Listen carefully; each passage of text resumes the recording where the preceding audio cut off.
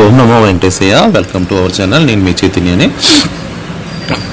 ఈ వీడియో ద్వారా ఏంటంటే తిరుమల తిరుపతి లేటెస్ట్ అప్డేట్స్ గురించి, అలాగే తిరుమల తిరుపతిలో ఆఫ్లైన్ అకామిడేషన్ దర్శనం వివరాలు, నడక మార్గం యొక్క టైమింగ్స్, లగేజీ తదితర వివరాలు, ఘాట్ రోడ్ సమయాలు, చిన్నపిల్లల్ని ఏ టైంలో మనకి అలౌ చేస్తారు ఘాట్ రోడ్లు అనేది తదితర వివరాలు ఈ వీడియో ద్వారా చెప్పాలని ప్రయత్నం చేస్తున్నాను. కాబట్టి నా వీడియోని ఎక్కడ స్కిప్ చేయకుండా స్టార్టింగ్ నుంచి చివరి వరకు చూడండి. అలాగే నా ఛానల్ సబ్స్క్రైబ్ చేసుకోండి. వీడియో నచ్చితే కనుక లైక్ చేయండి. వివరాల్లోకి వెళ్ళిపోదాము. నిన్న సోమవారిని ఎంతమంది దర్శనం చేసుకున్నారంటే 63,619 మంది స్వామివారిని దర్శనం చేసుకున్నారు. అలాగే 28,572 మంది తలనీలాలు సమర్పించారు. 3,78,00,000 మనకి హుండీ ఆదాయం అనేది రావడం జరిగింది. 30 కంపార్ట్మెంట్లో భక్తులు స్వామి దర్శనం కోసం వెయిట్ చేస్తున్నారు. స్వామి దర్శనానికి దాదాపుగా 12 గంటల సమయం అనేది పడుతుంది. ఇది టీటీడీ నుంచి మనకి వచ్చిన దర్శన వివరాలండి. అలాగే శ్రీవారి ఆలయంలో శాస్త్రోక్తంగా కోవెల అల్వార్ జరిగిందండి. నిన్న శ్రీవారి ఆలయంలో జూలై 16వ తేదీ సాలకట్టు అనివార ఆస్థానం పర్వదినం సందర్భంగా మంగళవారం కోవెల అల్వార్ తిరుమంజనం శాస్త్రోక్తంగా తిరుమల ఆలయంలో జరిగింది. ఈ సందర్భంగా ఆలయం వెలుపల టీటీడీ ఈవో జె శ్యామలారావు మీడియాతో మాట్లాడుతూ సంవత్సరంలో 4 సార్లు అనగా ఉగాది, అనివార ఆస్థానం, బ్రహ్మోత్సవాలు, వైకుంఠ ఏకాదశి పర్వదినాల ముందు వచ్చే మంగళవారం కోవెల అల్వారు తిరుమంజనం నిర్వహించడం ఆనవాయితీగా వస్తోందని, ఈ సందర్భంగా ఆనంద నిలయం మొదలుకొని బంగారు వాకిలి వరకు శ్రీవారి ఆలయం లోపల ఉప దేవాలయాలు, ఆలయ ప్రాంగణం, పోటు, గోడలు, పైకప్పులు, పూజా సామాగ్రి తదితర వస్తువులు నీటితో శుభ్రంగా కడుగుతారని చెప్పారు. కాగా శ్రీవారి మూల విరాట్ వస్త్రంతో కప్పి ఉంచి శుద్ధికి సుగంధ ద్రవ్యాలను కలిపిన పవిత్ర పరిమళ జలాన్ని ఆలయం అంతటా సంపోషణ చేస్తారు. తర్వాత స్వామివారి మూల విరాట్ కప్పి ఉంచిన వస్త్రాన్ని తొలగించి ప్రత్యేక పూజలు నిర్వహిస్తారని, ఈ మూల విరాట్కి ప్రత్యేక పూజలు నిర్వహించి అనంతరం సర్వదర్శనానికి భక్తులను అనుమతిస్తారని ఆయన చెప్పడం జరిగింది. అష్టదళ పాద పూజ సావుని నిన్న రద్దు చేయడం జరిగింది. ఇది మనకి టీటీడీ నుంచి కోవెల అల్వార్కు సంబంధించిన అప్డేట్. నెక్స్ట్ అన్నప్రసాదం తయారీకి ఆధునీకరణ అనే నేను ఒక సమీక్షా సమావేశం అనేది జరిగిందండి. ఈరోజు దాని గురించి కూడా చెప్పే ప్రయత్నం చేస్తాను. తిరుమల అన్నప్రసాదం తయారీకి ఆధునీకరణ చర్యలు టీటీడీ ఈవో జె శ్యామలారావు అన్నప్రసాదాన్ని తయారు చేసే విధానానికి ఆధునీకరించాలని దక్షిణ భారతదేశంలో ప్రముఖ చెఫ్లు, పాకశాస్త్ర నిపుణులు టీటీడీకి సూచించారు.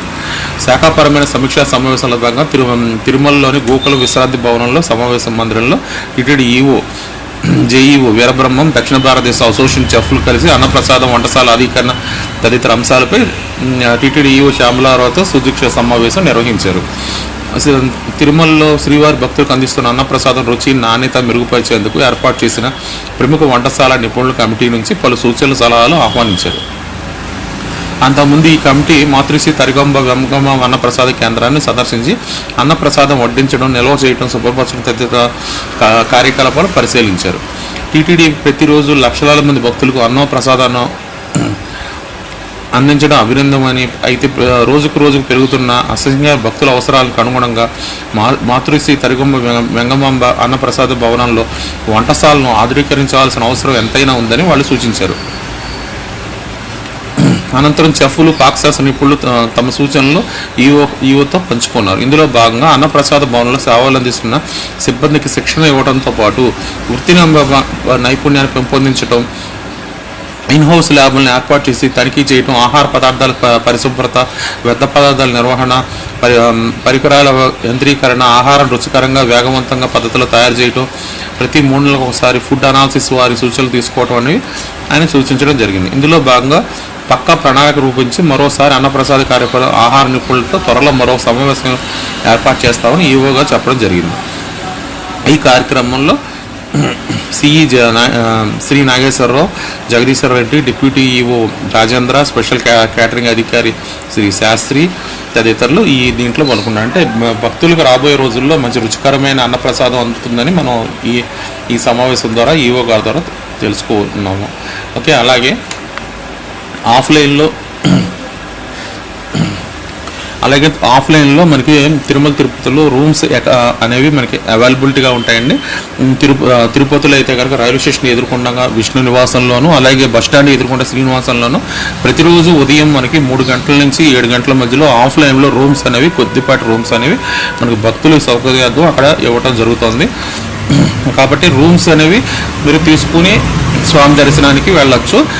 ఓకే, నెక్స్ట్ ఏంటంటే రూమ్స్ దొరకని వాళ్ళకి పెద్ద పెద్ద కాటేజీలు కూడా మనకి అక్కడ అవైలబిలిటీ ఉన్నాయండి. లాకర్స్ ఉన్నాయి. ఆ లాకర్స్ మీరు ఫ్రీ లాకర్స్ ఇవి. ఈ లాకర్స్ తీసుకొని మీరు మీ లగేజీ అనేది లాకర్లో పెట్టుకొని దర్శనానికి వెళ్ళొచ్చు. లాకర్స్తో పాటు పెద్ద పెద్ద మనకి హాల్స్ ఉంటాయి, స్నానపు గదులు ఉంటాయి. కాబట్టి ఆ హాల్స్లో కూడా మనం విశ్రాంతి తీసుకుని స్వామి దర్శనానికి అయితే వెళ్ళొచ్చండి. అలాగే నడక మార్గంలో భక్తులు గురించి నేను చెప్పే ప్రయత్నం చేస్తున్నాను. నడక మార్గం అంటే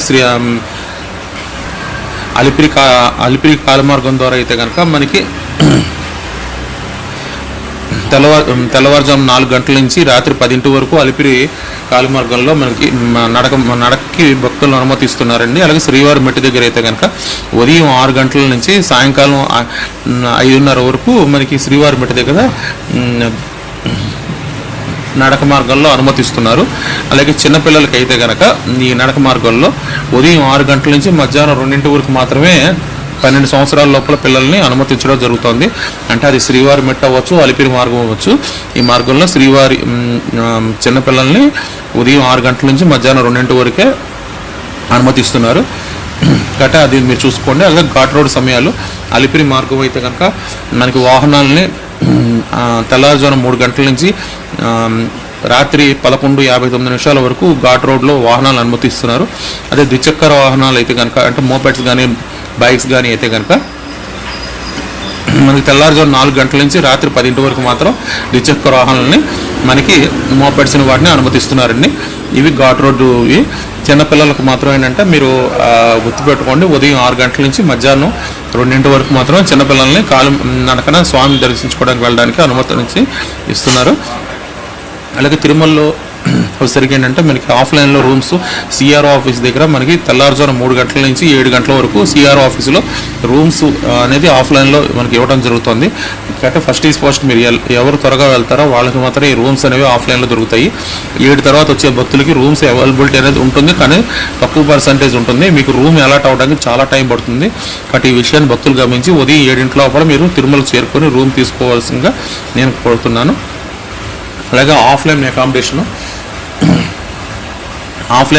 వచ్చరికి ఆఫ్లైన్ దర్శనం వచ్చరికి ఏంటంటే మనకి ఎస్ఎస్డి టోకెన్స్ అనేవి మనకి రైల్వే స్టేషన్ ఎదుర్కొండా ఉన్న విష్ణు నివాసంలో తెల్లారగట్ల 3 గంటల నుంచి మనకి రోజుకి 15,000 టికెట్స్ అనేది ఇవ్వడం జరుగుతుంది. అలాగే బస్ స్టాండ్ ఎదుర్కొండా శ్రీనివాసం కాంప్లెక్స్లో కూడా ఎస్ఎస్డి టోకెన్స్ అనేవి ఇవ్వడం జరుగుతుంది. ఈ టోకెన్ తీసుకున్న భక్తులకి 3 నుంచి 6 గంటల లోపల దర్శనం అనేది అవుతుంది. అలాగే దివ్య దర్శనం టోకెన్స్ అంటే శ్రీవారి మెట్టు ద్వారా కానీ అలిపిరి నడక మార్గంలో కానీ వెళ్ళే భక్తుల కోసం మనకి ఈ దివ్య దర్శనం టోకెన్స్ అనేది ఇస్తారు. ఓన్లీ నడక మార్గంలో వెళ్ళే భక్తుల కోసం ఈ దివ్య దర్శనం టోకెన్స్ అనేది ఇస్తారు. కాబట్టి దివ్య దర్శనం టోకెన్స్ రోజుకి 5,000 టికెట్స్ ఇస్తారు. ఇది స్టార్టింగ్ పాయింట్లో మనకి టికెట్స్ ఇస్తారు. నడక మార్గంలో మనం వెళ్తున్నప్పుడు ఈ టికెట్ని స్కాన్ చేస్తారు. ఈ స్కాన్ చేసిన టికెట్ మాత్రం మనకి దర్శనానికి అనుమతిస్తారు. ఓన్లీ నడక మార్గంలో వెళ్ళే భక్తుల కోసమే రోజుకి 5,000 టికెట్లు అనేది ఇస్తారు. ఈ టికెట్ కంప్లీట్గా ఉచితం. ఈ దర్శనం అనంతరం ఒక లడ్డు ప్రసాదాన్ని ఉచితంగా అందించడం జరుగుతుంది.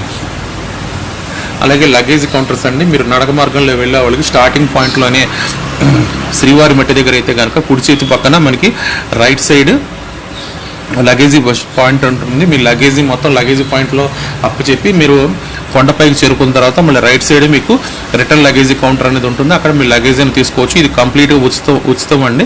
లగేజీని మోసుకొని మీరు నడక మార్గంలో వెళ్ళడం చాలా ఇబ్బందికరంగా ఉంటుంది. కాబట్టి ఏంటంటే ఉచిత లగేజీ కౌంటర్లను ఉపయోగించుకొని మీ లగేజీ కౌంటర్లో అప్పు చెప్పి స్వామి దర్శనానికి ఈజీగా వెళ్ళి రావచ్చు. అలాగే అలిపిరి మార్గంలో అయితే కనుక మనకి వెళ్ళేటప్పుడు ఎడం చేతి పక్కన లెఫ్ట్ సైడ్ మనకి లగేజీ కౌంటర్ ఉంటుంది స్టార్టింగ్ పాయింట్లో. అక్కడ మీ లగేజీని బ్యాగ్స్ అని అక్కడ మీరు అప్పు చెప్పి నడక మార్గంలో తిరుమలకు చేరుకొని అక్కడ మీరు రిటర్న్ లగేజీ కౌంటర్ దగ్గర మీ లగేజీని తీసుకోవచ్చు. ఓకేనా? ఈ విధంగా మీరు చూసుకోవచ్చు.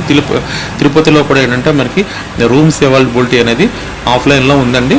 ఇందాక చెప్పినట్టుగా సిఆర్ఓ ఆఫీస్ దగ్గర ప్రతిరోజు తెల్లవారుజాము 3 గంటల నుంచి మీకు 7 గంటల వరకు ఎక్కువ సంఖ్యలో రూమ్స్ అనేది ఇవ్వటం జరుగుతుంది.